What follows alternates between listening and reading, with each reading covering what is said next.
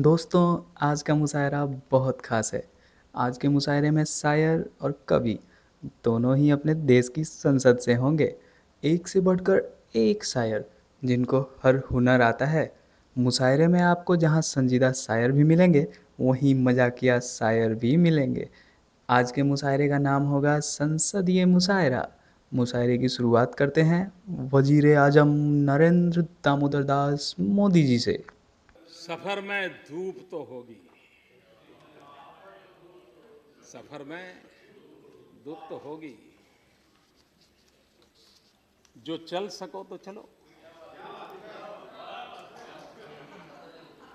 सभी है भीड़ में, सभी है भीड़ में।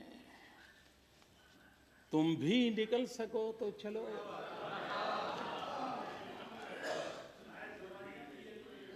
सफर में धूप तो होगी, जो चल सको तो चलो। सभी है भीड़ में, तुम भी निकल सको तो चलो। किसी के वास्ते, किसी के वास्ते राहें कहाँ बदलती है। किसी के वास्ते राहें कहाँ बदलती है। तुम अपने आप को खुद ही बदल सको तो चलो।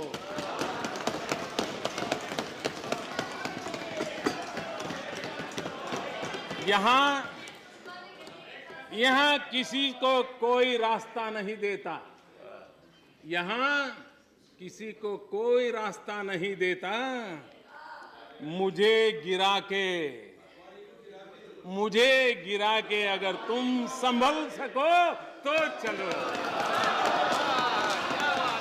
मुझे गिरा के तुम संभल सको तो चलो। यही है जिंदगी, यही है जिंदगी।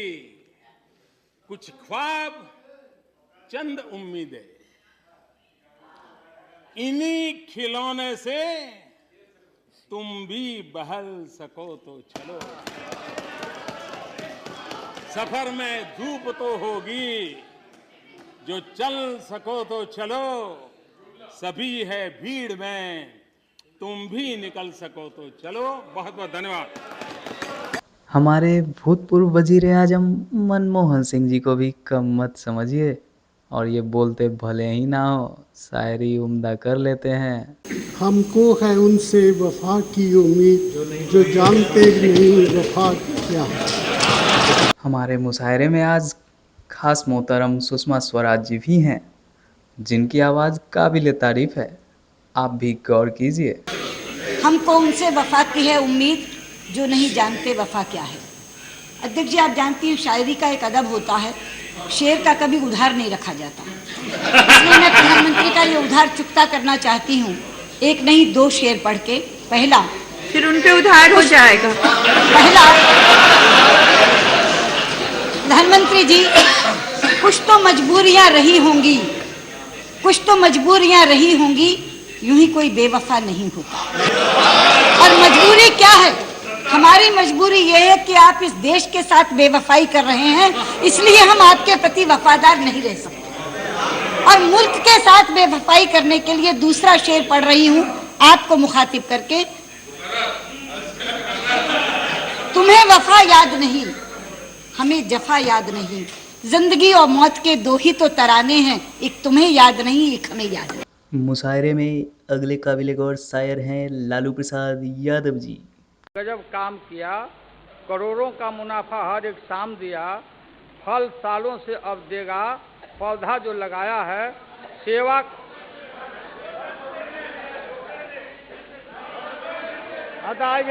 I will try to translate myself in English here.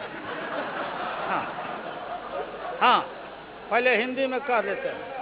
सब कह रहे हैं कि हमने गजब का काम किया है, करोड़ों का मुनाफा हर एक शाम दिया है। फल सालों में अब देगा, पौधा जो लगाया है सेवा का समर्पण का हमने फर्ज निभाया है। एक शायर ऐसा भी जो यूं तो देश की माली हालत को संभालने के लिए जी तोड़ कोशिश करते हैं, पर उनकी शायरी भी बड़ी सुकून देती है। तो पेशे खिदमत है मशहूर शायर अरुण जेटली जी। नई दुनिया है, नया दौर है, नई है उमंग। बहुत अच्छा।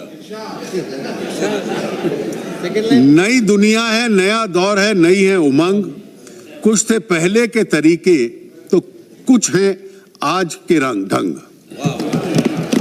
रोशनी आके अंधेरों से जो टकराई है, काले धन को भी बदलना पड़ा आज अपना रंग। अब जो शायर आपके बीच आने वाले हैं बेहद संजीदा इंसान हैं। उनकी संजीदगी के किस्से अक्सर अखबारों की सुर्खियों में रहते हैं। इनकी हिंदी पे मत जाइएगा, बस शायरी को सुनिए। जनाब शशि थरूर साहब। हजारों ख्वाहिशों ऐसी कि हर ख्वाहिश पे दम निकले, हजारों ख्वाहिशें ऐसी कि हर ख्वाहिश पे दम निकले। हम चले थे सस्ता पेट्रोल लेने, लौटे टैक्स का बोझ लिए। अलविदा कहते हुए जब मैंने इस शख्स से पूछा कि कोई निशानी तो दो, अलविदा कहते हुए जब मैं इस शख्स से पूछा कि कोई निशानी तो दो, वो मुस्कुराते हुए बोले 15% सर्विस टैक्स ले लो। बिल्कुल, और भी सुनाऊंगा।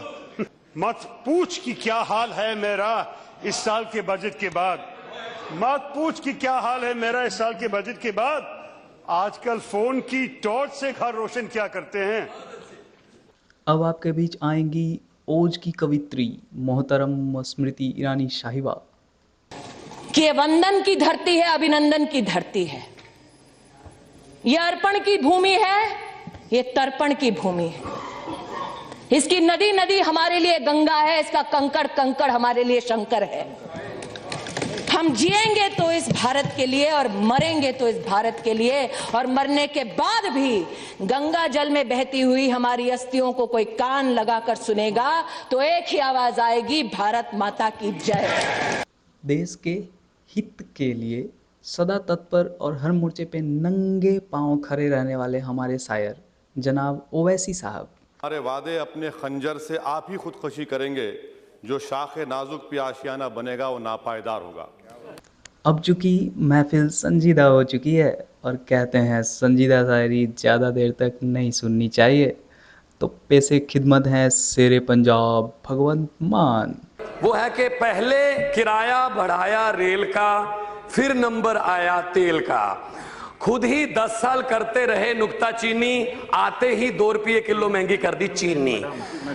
हर कोई सपने दिखाकर आम आदमी को ठग रहा है। अध्यक्ष महोदय, आम लोगों को अब डर चीन से नहीं चीनी से लग रहा है।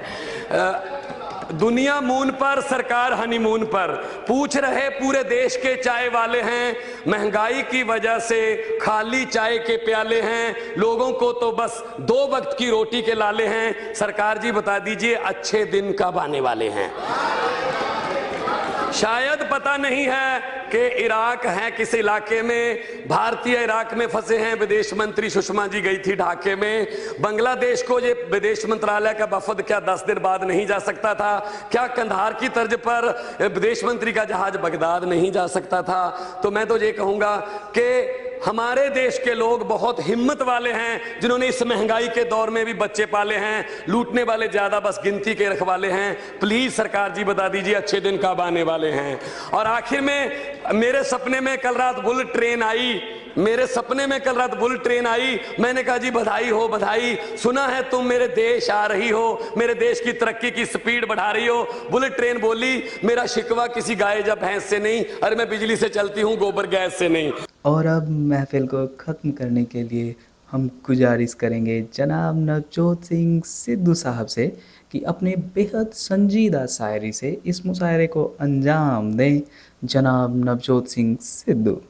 बौना फिर बौना है, चाहे पर्वत के शिखर पे खड़ा हो, और देवता फिर देवता है, चाहे कुएं की गहराई में खड़ा हो। कि उन्हें ये फिक्र है हरदम नई तर्जे जफा क्या है। हमें भी शौक है देखें सितम की इंतहा क्या है। गुनाहगारों में शामिल हैं, सुने ये सब सुने मेरे भाई, गुनाहगारों में शामिल हैं, गुनाहों से नहीं वाकिफ, सितम करते हैं वो खुदा जाने खता क्या है। वंदे कहो कहो मातरम, बात है अपनी आन की, बात है अपनी शान की। जय भारत जय भारती जय बोलो हिंदुस्तान की।